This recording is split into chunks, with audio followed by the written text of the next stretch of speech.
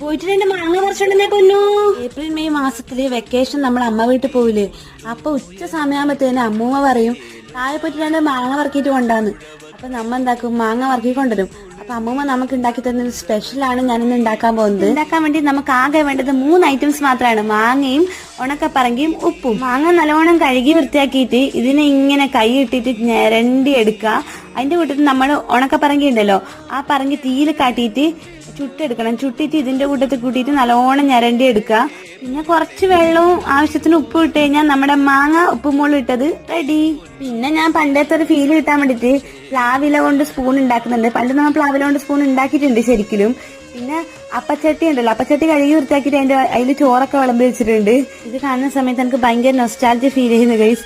എൻ്റെ അമ്മൂമ്മ ഇപ്പോഴും മാങ്ങ സീസൺ ആയിട്ടുണ്ടെങ്കിൽ ഇങ്ങനെ ഉണ്ടാക്കിയിട്ടാണ് കഴിക്കാറ്. നിങ്ങളുടെ നാട്ടിൽ ഇങ്ങനെ ഉണ്ടാക്കാറുണ്ടെങ്കിൽ കമന്റ് ചെയ്യണേ ഗൈസ്. ഇത് ഇഷ്ടപ്പെട്ടിട്ടുണ്ടെങ്കിൽ ലൈക്ക് ചെയ്യണേ.